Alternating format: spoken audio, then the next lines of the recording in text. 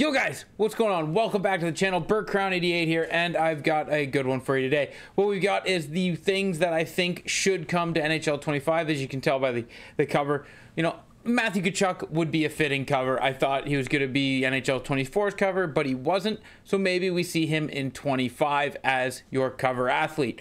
I think that'd be a pretty cool one to have. He's a great player, really popular. Whether you love him or you hate him, you definitely know who he is. But let's dive into the things that I think this game needs to help it be a little bit better next year, especially with the news that GWC or WC, whichever one you like to refer to it as or know it as, is not going to be around next year. So that's a tough loss, because although a player like myself was never going to win it or ever qualify to compete in it, it was fun to do the tournaments. The tournament being gone really doesn't affect the way that I'm going to play, build my team, do any of that, because like realistically, I wasn't buying cards or grinding it out to get myself into a GWC run. It being gone is unfortunate. It's one of those things that players love to talk about, players love to watch, and hopefully we see something in the near future. But for now, that's all we've got. So hopefully we can get competitive leaderboards or something in 25. But let's go look at 24. Let's go flip through a couple of things and let's talk about things that need to come to NHL 25 just for, you know, quality of life, improvement to the game, a lot of stuff. Hockey Ultimate Team in the top right has everything you need to know. 1, how many points you have to spend, which are real money. 2, your coins. 3, your overall, your abbreviation of your team name, and time until your next daily reward. I think they need one more category up there, and that is XP. I feel like we should have some sort of battle pass, if not battle pass, some sort of XP leveling system that could come in here anywhere, right? Anywhere in here, they could put it in here, and it could just be simply, you know, reach this level of XP to unlock this. Reach this level of XP to unlock this. They've got that objective style system here, so that'd be the easiest way to do it. You complete a rush, you get XP for completing a rush. You complete squad battles, you get XP. You complete a moment, you get XP. Champs, you get XP, and rivals, you get XP. Doesn't matter if you win or lose, you get XP for playing the game. Now, they can give you more XP based on shots, hits, goals, stuff like that. Face-off wins. They could break it down so much that at the end of the game, they go over your stats, they give you the XP, and then that's that. But I think they need XP and XP rewards for playing the game, so you can get stuff for playing the game, so there's no skill gap there, right? I'm not saying that I feel like everybody should get everything, because I'm going to get to that in a minute, that we need flex cards, but I do feel like you should be able to get stuff for playing the game. Now, the next one I'm going to be bringing into is Hut Champs cards. Now, I feel like for playing Hut Champs, you should get the players, and I think that it should be a flex card, yes, but an obtainable card nonetheless. So maybe Hut Champs cards, you get 0 wins, you get the player pack. 1, 2, 3 wins, maybe all the way up to 5 wins, you get Hut Champs collectibles. And then when you step up into here, where you get into 6 wins, and it's the Hut Champs collectibles and player, this is where you remain with these Hut Champs collectibles, but this is where you get a Hut Champs player. Now, you would get this player at the min all the way up to the max. So maybe at 5 wins or 6 wins, you get the card, and then maybe at 9 wins, you get the card, but 1 overall higher. At 11 wins, you get the card, but, you know, higher overall, all the way up. And then when you get into 13 wins to 14 wins, that's when every single win, it should jump in overall. So let's say it's 89 overall right now at 11 wins, 13 wins it's 90, 14 91, 15 92, 93, and so on and so forth.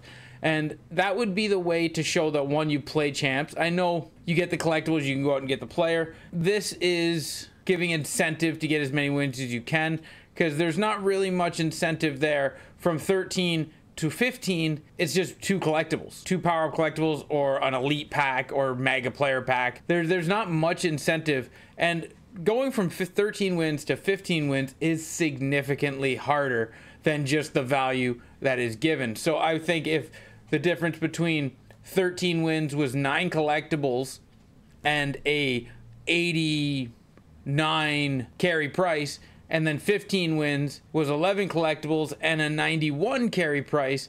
And then if you wanted to power it up, that's fine. You can keep powering him up all the way to his 94, but you at least get the card powered up a little bit more, a little higher. That way, if you are somebody that gets into 21 to 50, you get your 14 champs collectibles, but you get the carry price up to like a 93, and that's a little more rewarding than, because top 100 is hard to do for 12 champs collectibles.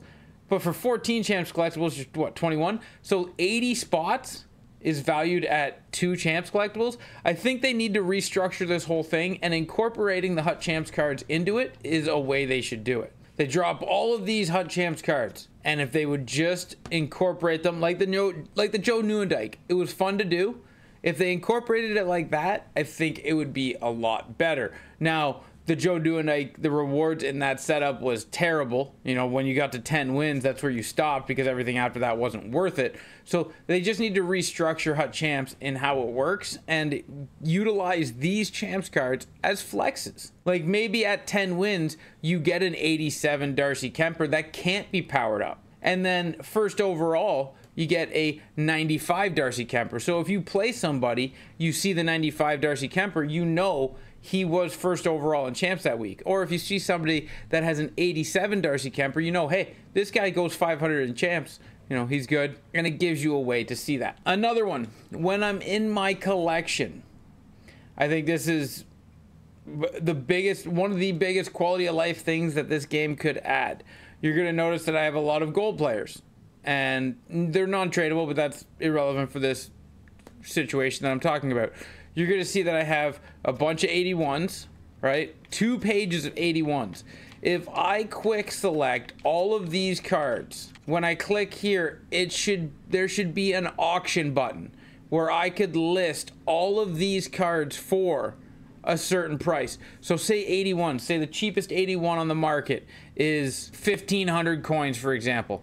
I should be able to select all of these and list every single one for 1,500 for a day, an hour, whatever.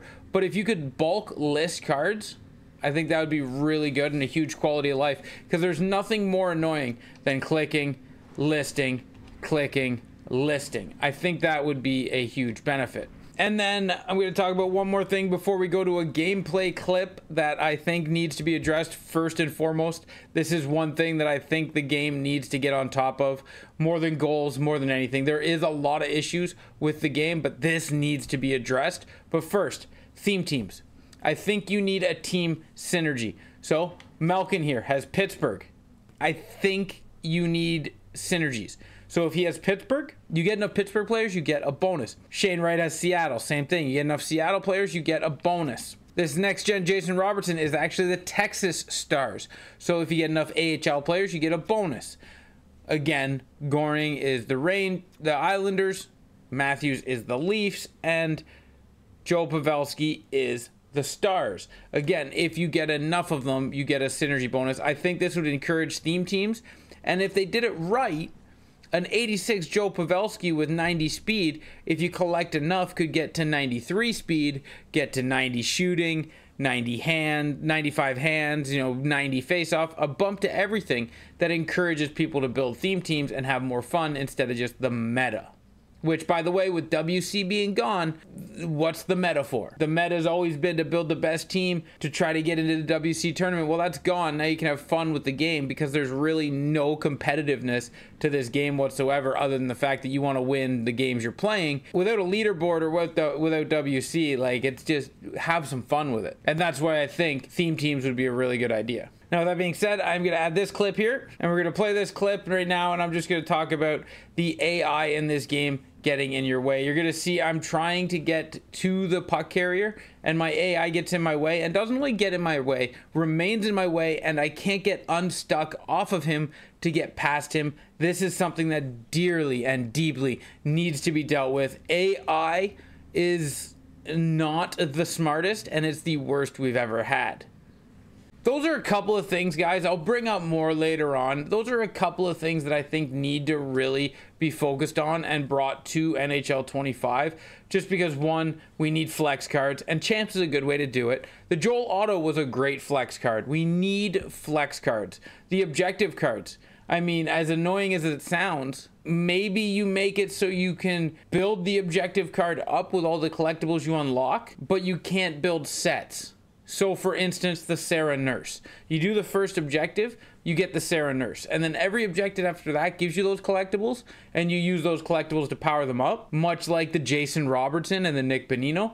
But that's the only way to do it. So then at least you can power them up to a certain level to use them or trade them in or whatever. So if you see the 95 Sarah Nurse, you know that person completed every moment instead of just building the set. I think flex cards like that are needed. So whether it be Hut Rush, objectives, moments, whatever it be, I think they need them. Leaderboards, we need leaderboards. Quality of life by listing multiple cards at one time is very needed. Sometimes it's easier just to turn in cards than to list them. Like if you could turn in 40 tradable gold players for whatever, power-up collectibles or whatever, that's so much easier than listing 40, 80 overall cards for 1,100 coins. But I think that needs to be, bulk listing needs to be there. And then obviously this atrocious AI. But thank you guys for watching this video. I hope you did enjoy it. Leave in the comment section down below 1 or 2 things that you really want changed in NHL 25. I almost said 24, force a habit. But thank you guys for watching this video. Till next time, ciao, ciao.